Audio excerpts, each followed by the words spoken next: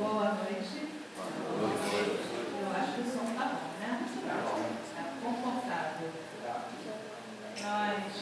Antes da gente trazer um trabalho, que a gente traz, esse trabalho, cada expositor vem um sábado por ano, né? E cada mês, a véspera do ano, é um expositor diferente. E o tema é sempre livre, né? A gente escolhe o tema, quer dizer, a gente escolhe entre aspas. Normalmente somos orientados pelo plano espiritual a expor determinado assunto.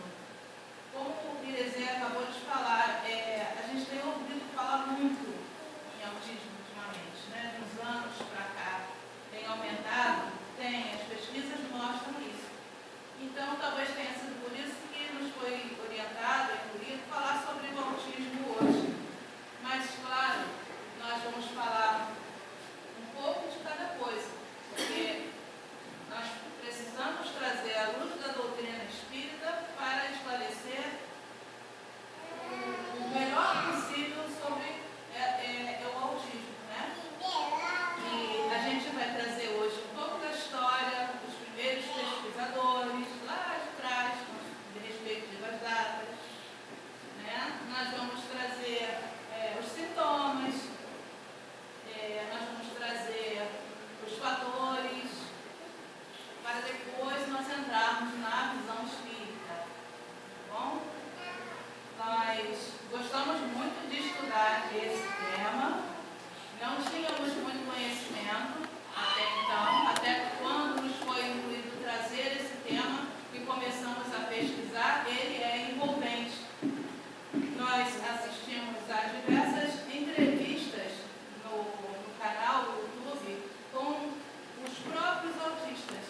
Tem muitas entrevistas, por incrível que pareça, pessoas formadas em faculdades, pessoas que trabalham, pessoas casadas, com famílias, com filhos, entrevistas assisti algumas entrevistas com o Eric, uma família inclusive não mora aqui no Brasil, e essa questão é interessante porque você ouvir do próprio autista, né? O que nós ouvimos, eu até recomendo mais para frente, aqueles que tiverem interesse, né, procurar entrevistas com autistas, né? E são pessoas como nós, com algumas diferenças que nós vamos ver já já.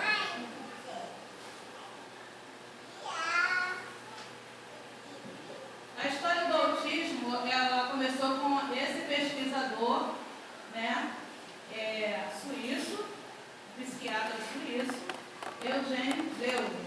A história, desde então, ele cunhou esse termo autismo, porque ele chegou a algumas conclusões no ano de 1911, né, que foram descritos, ele fez as descrições de sintomas em pacientes com deficiência precoce ou esquizofrenia. Havia uma confusão, porque em alguns casos, alguns autistas também ouvem vozes como os esquizofrênicos dizem ouvir.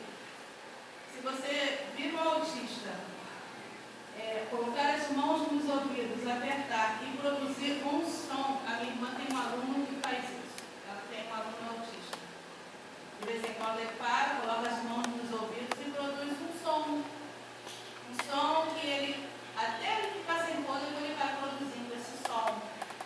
Normalmente é um momento em que eles querem isolar o que eles estão ouvindo na mente deles. O Espiritismo até explica sobre isso mais para frente. Mas não é uma esquizofrenia que nós vamos ver daqui a pouco que não é. Esquizofrenia é uma outra situação. Mas, como ele viu uma certa referência, ele colocou nas pesquisas dele, isso em 1911. Alteração de pensamento e perda de contato com a realidade.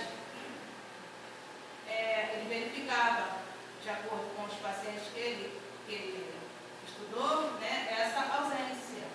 Como se aquela pessoa, de vez em quando, saísse daquele espaço fisicamente, viaja, né?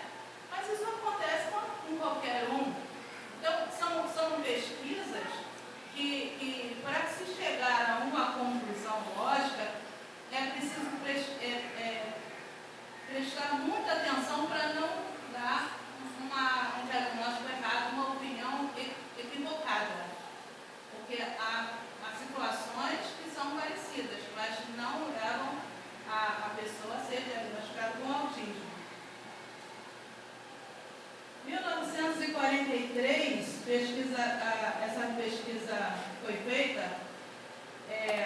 pelo Leo Kanner, né? E também é um psiquiatra austríaco.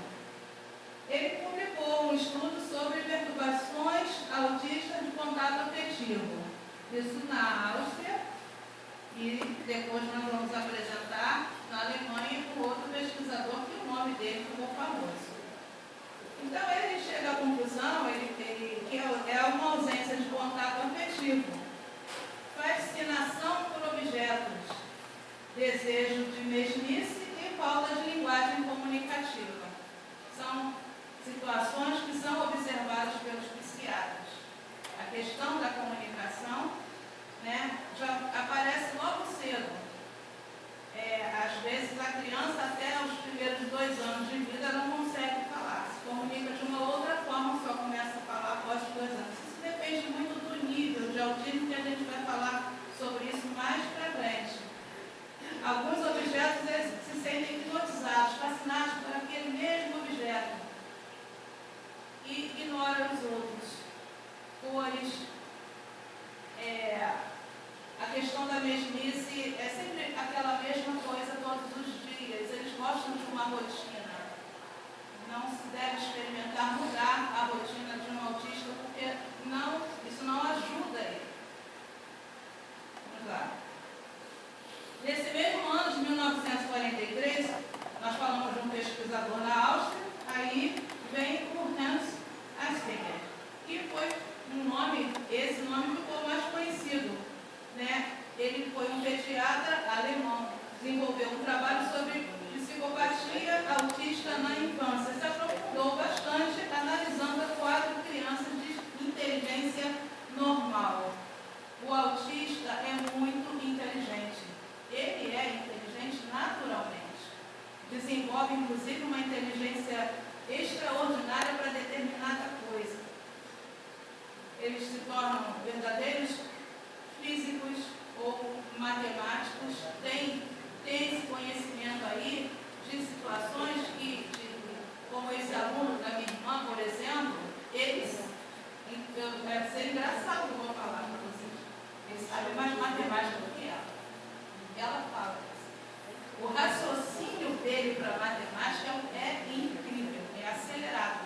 Mas nas outras matérias ele é péssimo mesmo.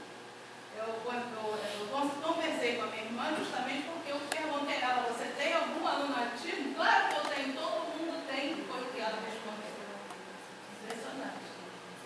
Aí, o Heftinger fala que o que acontece, né? Dificuldades de socialização, eles são introspectivos. Lembra daquela história do coleguinha, ele é o esquisito da sala? E na maioria das vezes a gente não sabia por que era esquisito. Ele não fala com ninguém. Ele chega, se senta lá no cantinho dele, coloca a mochila dele sempre no mesmo lugar da mesa. É aquele ritual, né? E a gente não sabia, a gente era criança que nem ele. Ele não gosta que mude as coisas desse lugar. É o talher, é aquele talher, tem que ser aquele talher, aquela merendeira, entendeu? Então, essas questões eles apresentam, mas nem todos. Vamos chegar lá, por que a gente fala toda hora nem todos? Porque os autistas, ao contrário do que se pensa, não são todos iguais. São pessoas únicas. Sem demonstração de empatia, na maioria das vezes, né? Não conseguem, não é porque não querem, não conseguem se colocar no lugar do outro. São desajeitados às vezes para andar, para conversar, ou gesticulam demais, ou conversam sem gesticular.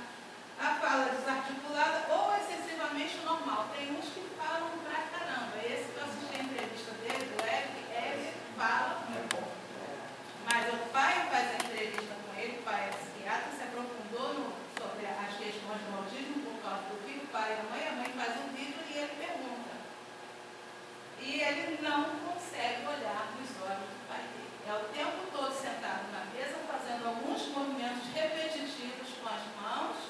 Aí ele olha rapidamente para a câmera da mãe dele e o pai dele pergunta, por que você não gosta na sua mãe? Aí ela fala alto. O autista não gosta de barulho, não gosta de falar alto, não gosta de discussões e não gosta de mim para ele. Então, aí o pai dava uma volta a perguntar, falava outras coisas mas por que você não gosta que a sua mãe fale alto? Eu já te falei, me incomoda. Aí quando ele falava que ela incomodava, que ela falando alto, ele colocava as mãos nos ouvidos. Você consegue demonstrar sentimentos, às vezes, somente com gestos. Fala desarticulada já li, né? Ou excessivamente formal. A gente pode notar aqui que tanto Estinger como o Dale Kenner foi em 1943, né? Só que um não sabia do outro. Né? A pesquisa do Léo ficou lá, guardadinha entre a Áustria mesmo, e o Renz ficou dentro do mesmo núcleo, né, na Alemanha. Aí vem a Lorna, também muito conhecida, psiquiatra, a Lorna Wing, psiquiatra inglesa, né, muito conhecida, e foi uma pioneira no campo dos transtornos do desenvolvimento infantil. Ela estudou muito sobre isso e avançou na compreensão do autismo em todo o mundo.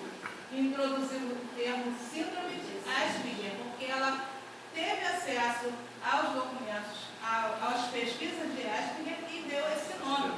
Né? Em 1976, ela se envolveu na Fundação Nacional Society do Reino Unido. E assim foi divulgado, começou a ser divulgado a síndrome de Asperger. Né? Asperger, perdão. E isso foi em 1981 que foi traduzido todo esse trabalho dele pela Lorna. Asperger, né? Todo esse trabalho foi traduzido. Então, o que havia ficado lá em 1943 dentro da Alemanha conseguiu, olha quanto tempo depois que isso veio a se espalhar pelo mundo. É de extrema importância, né, a gente ver essas datas. O avanço foi um pouco lento, pelo que a gente pode entender. Aí, essa daí, o sobrenome dela é mais difícil, o Luciano vai falar. É a Bruna. Psiquiatra soviética judia, né? No ano de 1926, ela observou 6 meninos durante 2 anos. E a Bruna, ela descreveu detalhadamente os traços autistas dessa forma, como uma deficiência inata, transtorno de personalidade esquizoide, e as suas pesquisas só foram traduzidas somente em 1996. Olha quanto tempo passou. Ela pegou uma pesquisa de um alemão, ela sendo judia, complicou. Então, a gente não precisa nem se aprofundar no assunto para entender por que é que as pesquisas dela só foram traduzidas em 1996. Aí, na década de 70, a coisa ficou mais formal, né? No mundo inteiro. A comunidade científica fez a distinção da esquizofrenia, isso é, percebeu que uma coisa é uma coisa, esquizofrenia é uma coisa, autismo era outra, né? Através de tratamento e diagnose. E o transtorno psiquiátrico da infância, que eles chegaram à conclusão, eles passaram a chamar realmente de autismo infantil. Então, existe o esquizofrênico e existe o autista. E até chegarem ao termo transtorno do espectro autista, também conhecido como TEA, que fica mais fácil de falar, as 3 letrinhas, né? O espectro é uma apresentação das amplitudes ou da intensidade, por isso esse nome transtorno do espectro autista.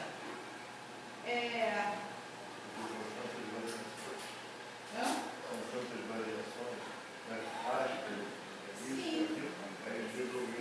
Criar. E ficou. Exatamente, por causa dessas variações, como o Marco colocou. Então, o transtorno foi mais simplificado, passa a falar, a maioria das pesquisadoras, dos psiquiatras falam, só até e o pessoal já sabe do que se trata, né? É muito importante ressaltar que não é uma doença. Muita gente pensa que o autista é um doente mental ou qualquer coisa do gênero. Ele não é doente. Obrigada. Autismo não é uma doença, de forma alguma. é uma condição, a criança nasce com aquela condição e também não tem cura. Né?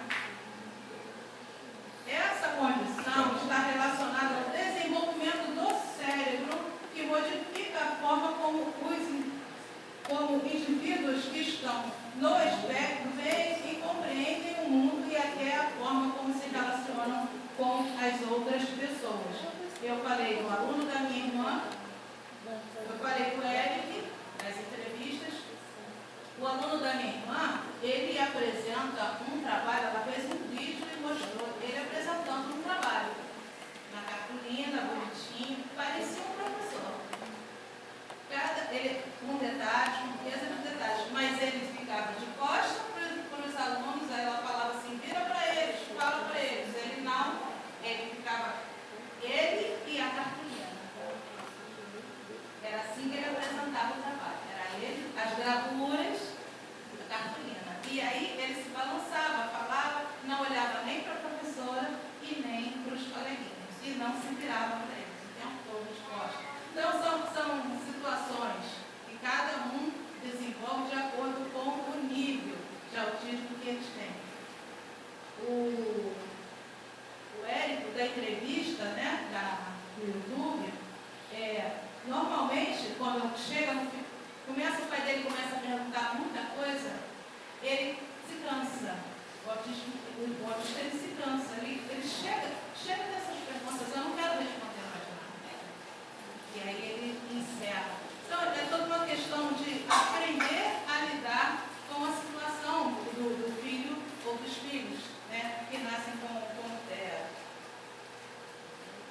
Essas configuras que eu uso aí, você vê não um latinho daquele nível de atenção, ele se irrita na mesma hora. Eles se irritam. Nós vamos falar sobre as irritações. Porque não irrite o autista, não é bom.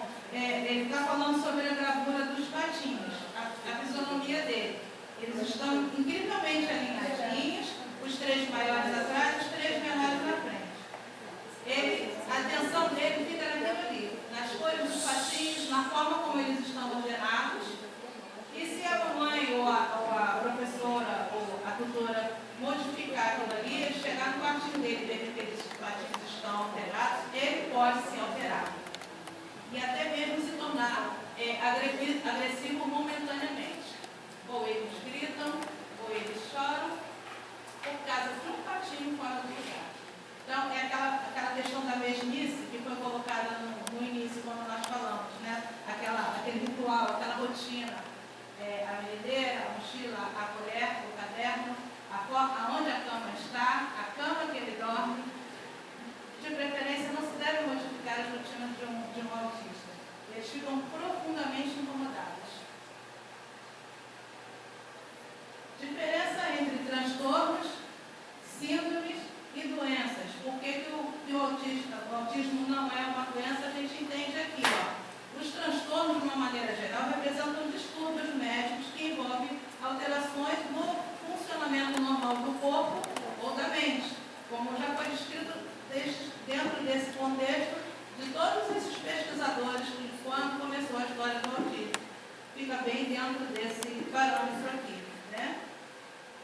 Uma síndrome é um conjunto de sinais e sintomas que ocorrem juntos, frequentemente sem uma causa definida. Síndrome do colo irritado, síndrome de Down, é diferente, não é um transtorno. E a doença, né, que a gente falou que o autismo não é doença, são entidades médicas bem definidas, com causas conhecidas e características clínicas previsíveis. Isso é, o câncer, o diabetes, e outras doenças mais. Deu para entender a diferença? Por que o autismo não é uma doença? Segundo o Centro de Controle de Doenças dos Estados Unidos, as últimas pesquisas indicam que uma a cada 36, final de 2022, uma a cada 36 crianças nascem com a TEA, né? E dentro dessas pesquisas, todas somam os mesmos parâmetros de interesses dentro dos pesquisadores, dos psiquiatras, dos pediatras, que chegam sempre à mesma conclusão, apresentam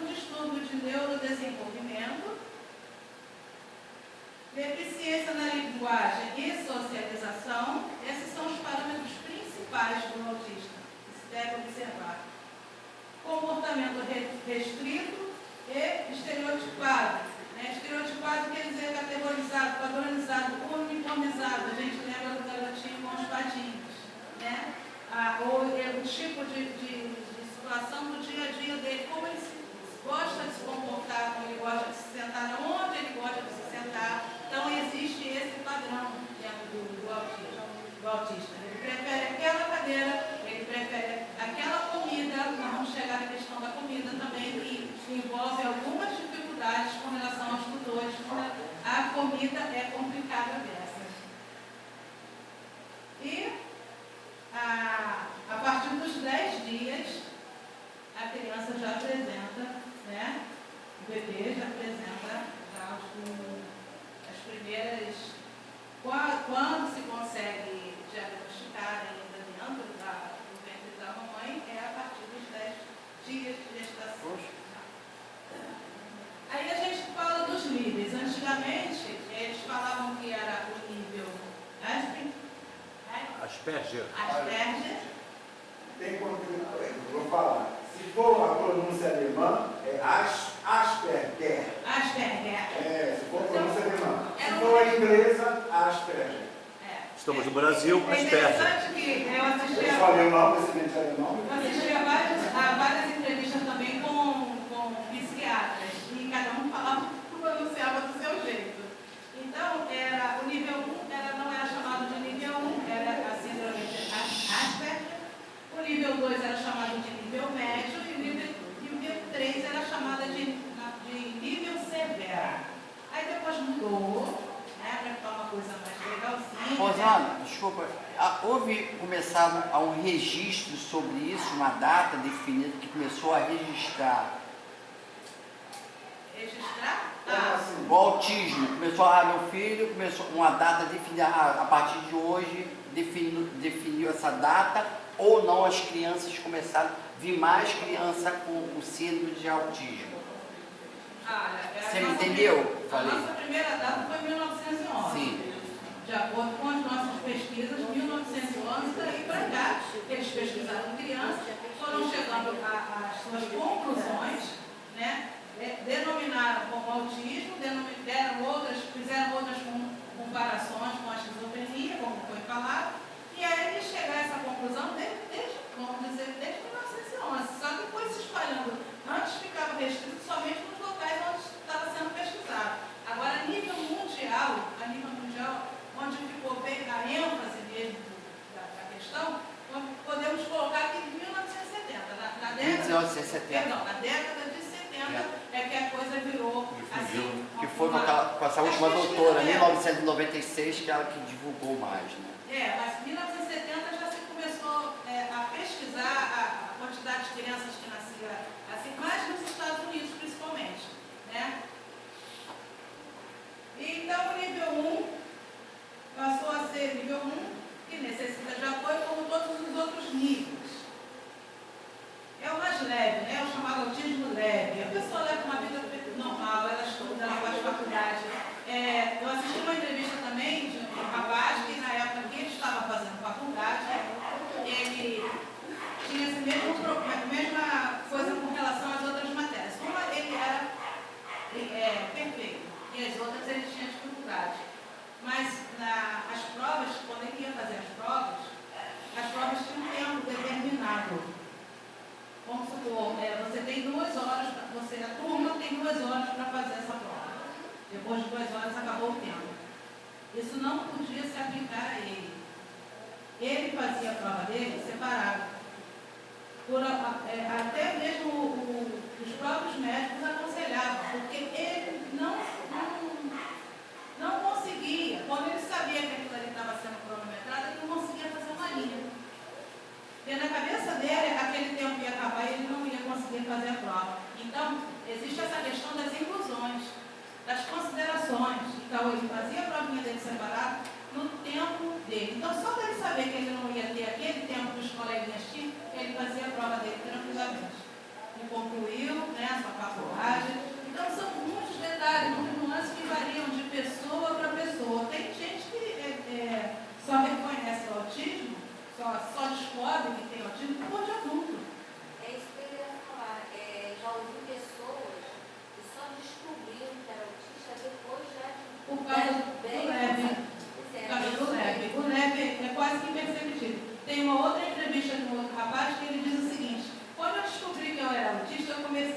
disfarçar.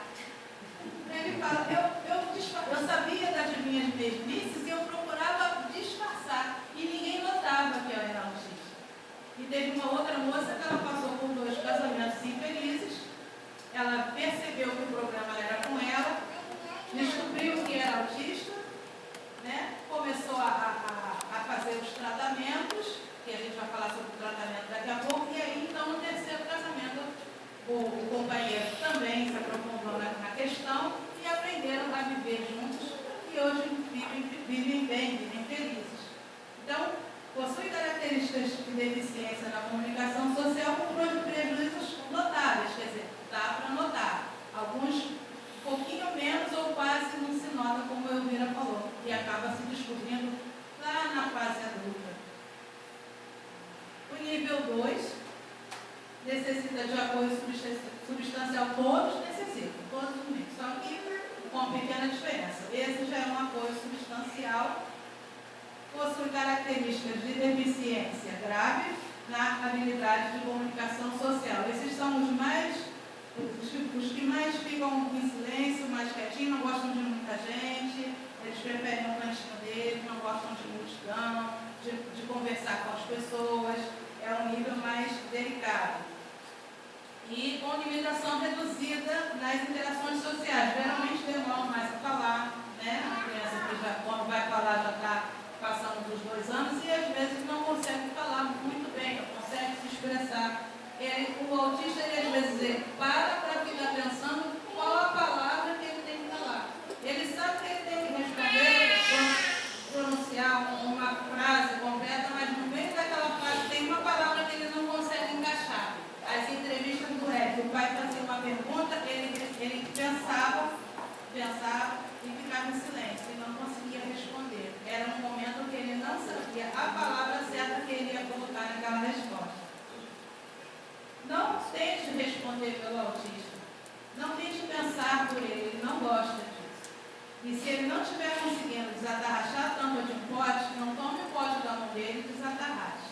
Ajude a ele a desatarrachar e ainda diga para ele que ele vai conseguir desatarrachar. Para ele não se sentir incapaz ou inútil. Isso significa uma derrota para ele. Ele se sente inferior. E ele, de acordo com os tratamentos, ele não pode se sentir diminuído.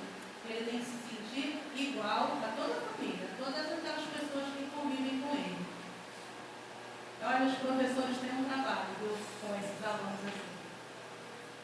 E o nível 3, que era chamado antigamente de nível severo, necessita de suporte muito substancial. Muitos não conseguem falar, não falam só produtos ruídos, andam com dificuldade, né? Tem dificuldade motora, possuem características de deficiência grave nas habilidades de comunicação social, verbal e não verbal, com grandes limitações nas interações sociais. Esses são os casos severos.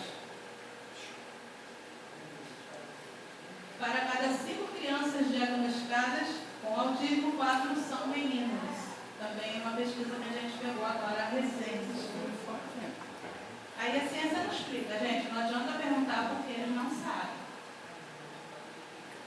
O diagnóstico é totalmente clínico e se dá através de testes, observações e questionários. Os questionários são, assim, de uma precisão incrível, porque o tutor é que vai ser o entrevistado, de acordo com o que ele vai respondendo sobre o comportamento da criança no dia a dia, é que o psiquiatra vai chegar à conclusão. É uma anamnese, Rosane? Exatamente, uma anamnese. Com os pais, com os tutores. São identificações de potenciais genes, ou órgãos de gene, né, cromossomos, causadores do monótipo neurocomportamental do autismo. Isso é o que a ciência dá como explicação. Porém, a própria ciência não tem determinantes para esclarecer o autismo. Então, por mais que se tenha pesquisado ao longo de tantos anos, até hoje a ciência não tem determinantes. É aí que a gente entra depois com a doutrina espírita, né? À luz da doutrina espírita. Concluiu-se que 80% é genético e em parte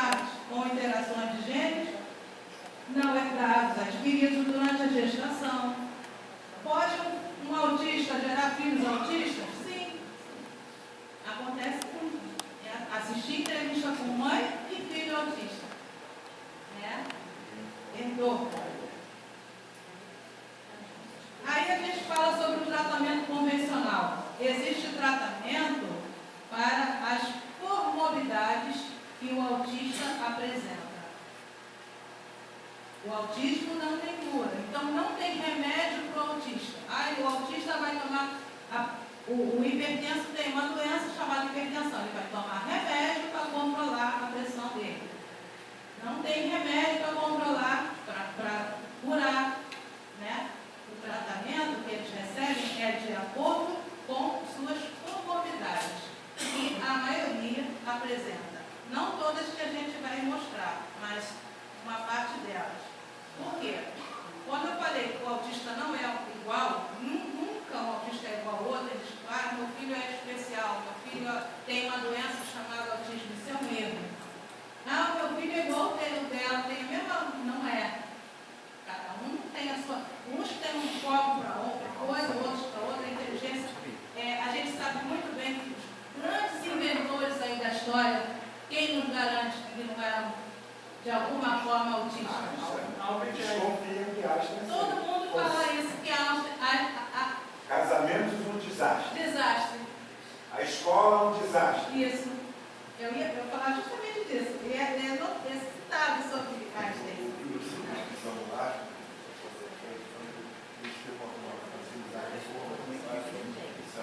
Esse é aluno da minha irmã com a matemática. É um raciocínio rápido demais com a matemática.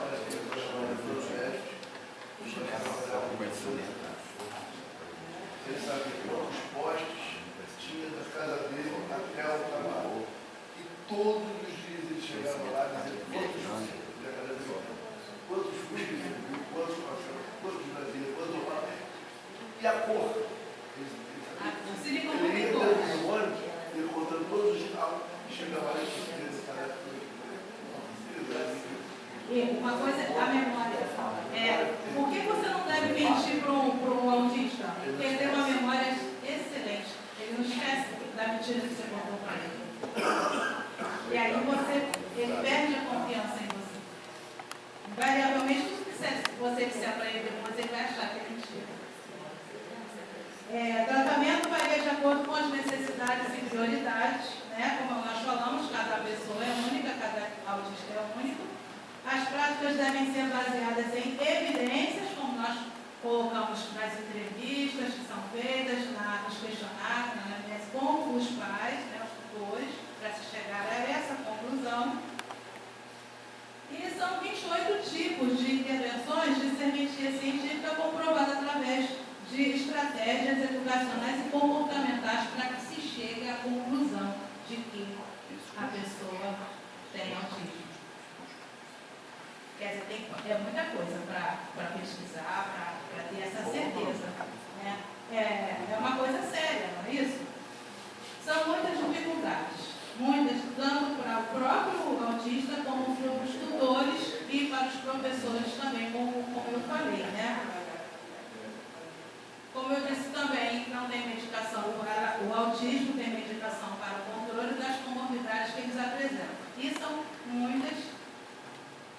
Ansiedade, 99% deles são ansiosos e também entram em suas fases depressivas.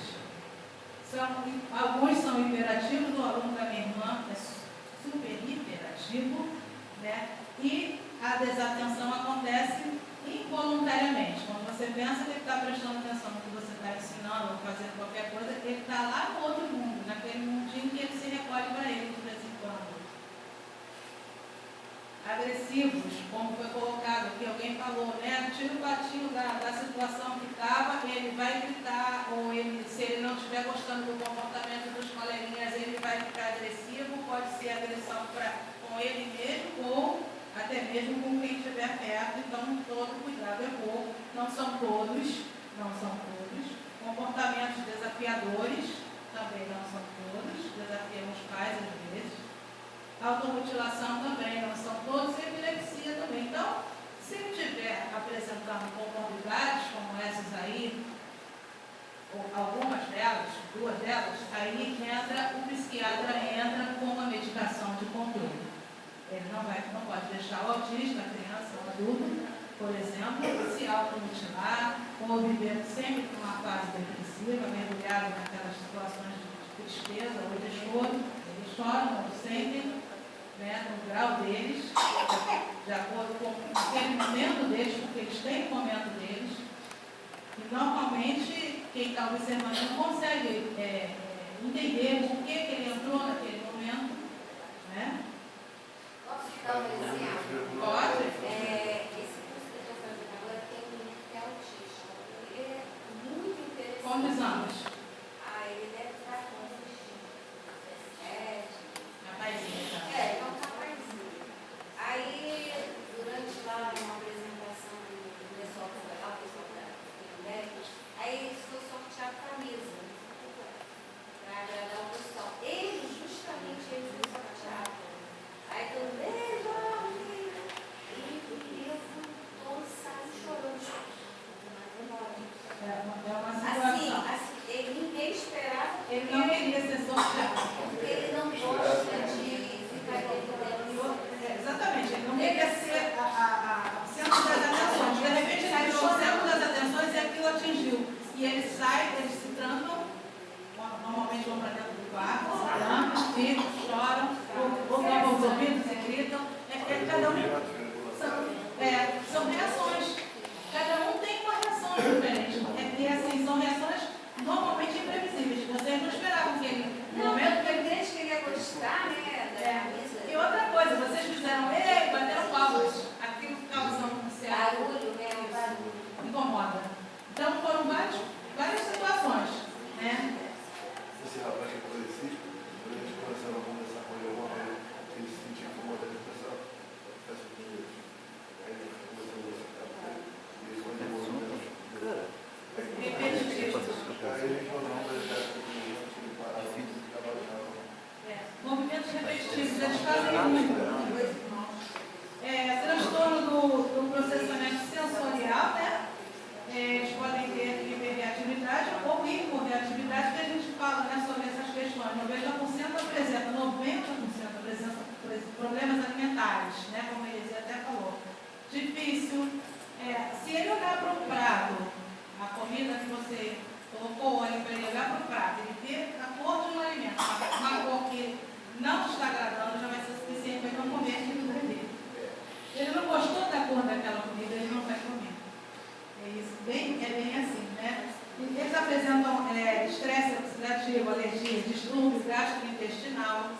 Normalmente eles não gostam de comer muito ou comem 3 vezes ao dia e não adianta você querer dar refeições. Não, tem que fazer mais refeições porque você não adianta. Ele vai comer o tempo dele, da forma como ele quiser e a quantidade que ele quiser.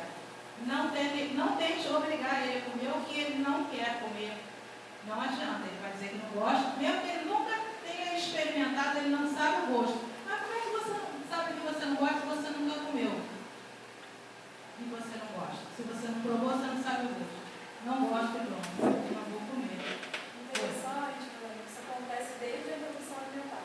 Bebê aos 6 meses, quando ele pega um nível, ele recusa e não... Eles apresentam, é como foi colocado. Tem estratégias nutricionais, a gente aprende depois de estratégias nutricionais, para não ficar devendo nutrientes para cada criança, mas ele se recusa de novo. De uma outra forma, né, estrategicamente modificando para outros tipos de alimento. Exatamente. Às vezes é a textura também. Textura, cheiro, tudo isso, envolve tudo isso. Né? Aí ele não Às vezes não está na vasilhinha que gosta, está naquela vasilhinha. Aquele prato, aquele talher, aquele copo, né? Neuroinflamações, cérebro super excitado, instabilidade de humor, apresentam muita instabilidade de humor, como a Elvira colocou, estava tudo muito bem, até o rapaz ser sorteado, o modelo já vira, ele já ficou choroso e já saiu correndo, né? Bem assim. Esses exemplos são muito interessantes. Eu trouxe exemplos que eu colhi da internet, colhi com que eu perguntei à minha irmã, né? E alguns aqui, como o Marco, como o Eliezer, que é médico, e trabalhei, estamos deixando aqui para trazer mais flores. Aí a gente chega na visão espírita, né? Finalmente. Tem que trazer sempre aquela famosa pergunta: qual a finalidade da encarnação dos espíritos, né? Pergunta 132. Deus é misericordioso, né? Deus é bom e Deus é perfeito em tudo. Então, ele impõe com o fim de levá-los à perfeição. É porque ele quer de nós, né? Para uns é uma expiação uma missão, como ele pode vir com expiação. E as pessoas da família estão todas diretamente envolvidas. A gente vai falar sobre isso já já. Por que essas pessoas estão diretamente envolvidas? Muitos espíritos buscam uma alienação mental através do autismo para fugir do resgate de suas faltas passadas, das lembranças que os atormentam e das vítimas que encarnariam nesse mesmo pretérito. Está no livro Loucura e Obsessão, pelo espírito de Bezerra de Menezes, psicografia de Edivaldo Franco. Então, o autismo pode ser uma fuga? Sim, pode, também, dentre outras respostas.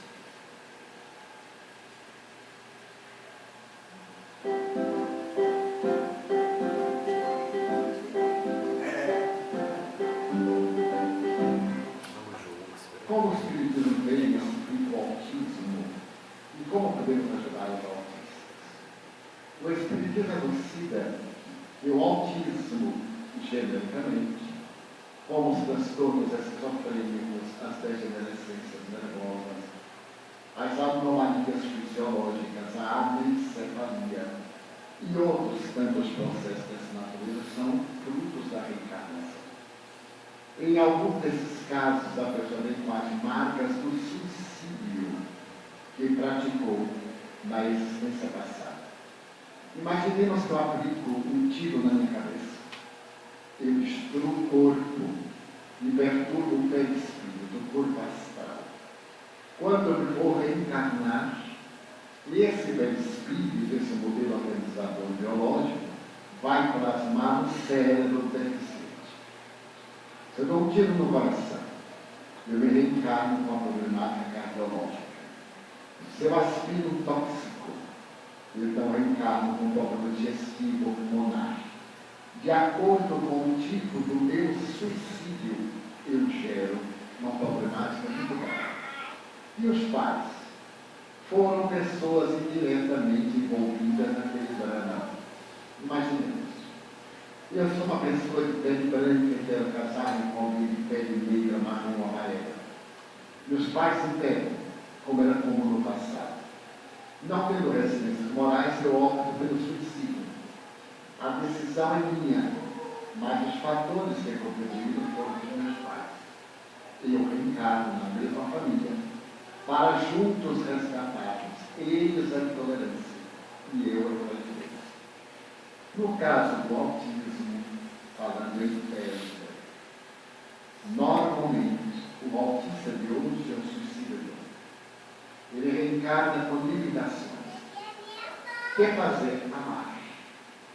Porque ele tem limite, mas ele tem o cérebro pequeno. Ele tem um tipo de raciocínio lógico. Então, aqueles que convivem com autistas, tratá-los naturalmente, com muito carinho.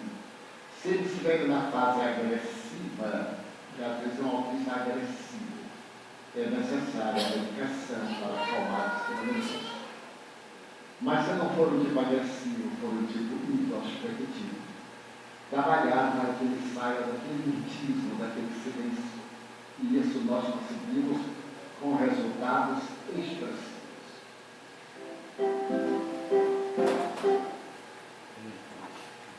Aí Edivaldo fala sobre a questão do autista ter sido um suicida na encarnação passada. Mas não tem só essa definição, né? A família é totalmente envolvida.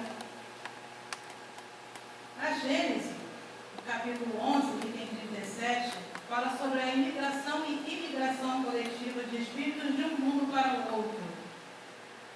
Isso muito bem explicado, né? Que a razão para essas migrações é se misturarem com diferentes civilizações, mantendo o seu avanço, são capazes de fazer contribuições importantes para a sociedade. Para que isso aconteça, é necessário preparar novos corpos em ressonância com as necessidades dos espíritos que iriam reencarnar. Então, a possibilidade, sim, do autista ter vindo de outro órgão. Ou seja, existem alienígenas encarnados entre nós. Ok, ótimo. Perfeito. Se a gente for entrar lá naquela questão dos exilados de capela, a gente não vai sair daqui hoje. né? Olha, esse assunto é bom Então, demais. eles vieram, se você pensar direitinho, as explicações da doutrina em relação a essa imigração de espíritos, por que vieram para cá, por que saíram de lá, os que saíram daqui para lá, esse ajuste no corpo terreno cria dificuldades, e aí ele vem com essa deficiência, né? Vem com esse autismo. Então, lá na frente, o Bezerra de Menezes se falou sobre fuga, né? Fuga dos algozes. Divaldo fala sobre suicídio, a Gênese fala sobre migração de espíritos. Nesse caso, poderíamos entender que aqueles espíritos vindos de outros mundos ou universos, ao se encaixarem no aparato físico, nem sempre alcançam a adaptação material total para expressar sua capacidade e, portanto, apresentam dificuldades em expressar a ampla gama de qualidades comunicacionais. Excelente explicação. Diga-se de passagem. Né? É como eu falei no início. Aí a ciência ainda não explica, a ciência, mas a doutrina espírita explica muita coisa, né? Então isso não deixa de nos trazer alívio. É a doutrina consoladora falando para a gente, contando para a gente como é que a coisa funciona. Lembrando, 6 de janeiro de 1868 foi lançada a Gênese. Ainda falando da Gênese, a questão 774, que se refere aos vínculos familiares, aí entrou a explicação até do Divaldo, né? Observamos a importância da manutenção dos vínculos familiares para um correto desenvolvimento perispiritual, pois o progresso depende de tudo isso. Assim, podemos perceber que, à luz do Espiritismo, o rompimento com a sociedade, o rompimento com os laços de família, fazem com que o egoísmo altere as condições perispirituais, gerando para a próxima vida a dificuldade de interação em seu entorno. Mais uma explicação excelente, né? Para quem ainda não leu a Gênese, segundo o Espiritismo, leia. É muito bom. Aí, para pontuar e finalizar, os pais e cuidadores de pessoas dentro do espectro autista têm uma missão muito importante a cumprir. Já deu para perceber pelas coisas que nós trouxemos, né?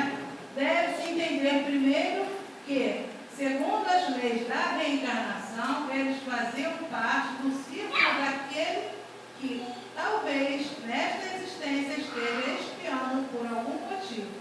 Talvez os pais, naquela época, colaboraram com o desequilíbrio do agora necessitado de hoje. A lei amorosamente os une para o reparo. Então, a lei divina é perfeita em todas as questões. Essa criança vai ser colocada dentro dessa família que outra hora, como o Divaldo fala, né? Ajudou naquele desequilíbrio, ajudou naquele fracasso, né, encarnatório. Então, tudo dentro das vontades divinas para que tudo saia o melhor possível, né? A nossa busca é pela perfeição. E Deus quer que a gente mantenha essa busca. Coloca a gente em cada enrascada, não é? Muita gente reclama da família que tem. Ah, porque o meu irmão, porque a gente não se dá, porque a gente briga, porque a gente cai no supaco quase todos os dias. Não é? Porque de certas circunstâncias entre casais, porque pais, filhos e pais, avós, né? É o ajuste, é todo esse ajuste necessário dentro dessa família para que a situação entre eles seja a melhor possível, para que eles tenham esse avanço que Deus tanto anseia de nós, né? Dentro desse equilíbrio que se alcança os objetivos de progresso encarnatório. Conclusão, podemos concluir que o autismo, assim como qualquer outro distúrbio neurológico, isso não todo, né, ou deficiência, são processos de reencarnação e, como tal, têm uma conexão direta com o uso de nossa liberdade de escolha. Quer dizer, o que nós plantamos, nós nós vamos escolher. Quanto mais apáticos, indiferentes à vida e ao próximo, mais estaremos caindo a tendências e perturbações que nos levam a perder nossa compreensão empática com o próximo, levando-nos a uma desumanização progressiva. Devemos ter empatia, devemos amar o próximo, devemos nos amar, respeitar o nosso corpo e procurar fazer um bom plantio para lá na frente termos uma boa colheita. Porque é lei. Plantamos, vamos colher, mais cedo ou mais tarde. Nem que seja numa próxima encarnação. Ok? Então, o autismo não é doença. Não contrarie, não minta para um autista. Ele é um espírito num processo encarnatório de ajuste. Mas alguém quer falar alguma coisa? Não temos mais tempo, porque me pediram uma música. Eu vou ter que colocar, senão vão me pegar. Vamos lá. Estamos todos unidos pela mesma lei do amor. O autismo precisa ser muito amado, né? Pelos professores, pelos tutores, por quem convive com ele no dia a dia. Através do amor que ele vai ser compreendido. Não é? Tem que ter muito amor mesmo. As nossas referências são essas, perdão. Deixa eu botar. Onde nós pegamos, né, as referências Gênesis, o livro dos Espíritos, esse site Conteúdo Espírita, para quem não conhece, muito bom. E em casa de João Pedro, eu assisti a uma entrevista com uma mãe de autista, da Cristiane Vasconcelos, muito boa. E vamos para a musiquinha que me pediram para trazer. Me falaram que iam cantar, né?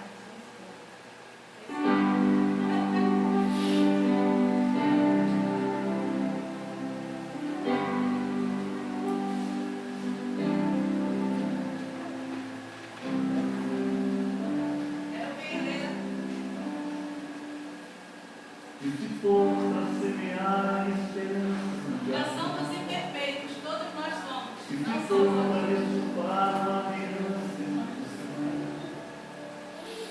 Se for para perdoar, não tens poder. Também sou pecador, também preciso de perdão. Não sou santo e não sou anjo nem demônio, só eu. Imperfeito, insatisfeito, mais feliz, assim sou eu. Eu sou tradição. Eu sou imperfeição, só Deus é coerente. Já sorri, já fiz feliz, já promovi, já elevei. Já chorei, já fiz chorar, já recebi, já magoei. Eu tenho um coração, mas sou contradição. Só Deus acerta. Por isso eu canto essa canção de amor arrependido. Ao Deus que é Pai, ao Deus que é Pai, ao Deus que é luz, ao Deus que é vida. E quando a gente cai, Deus age com nós. Perdoa, e torna a perdoar, ensina a amar.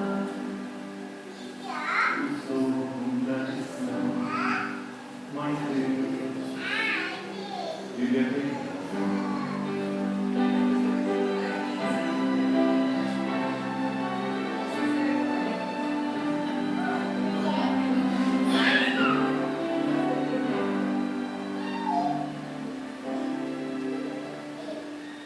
Já sofri, já fiz feliz, já promovi, já elevei. Já chorei, já fiz chorar,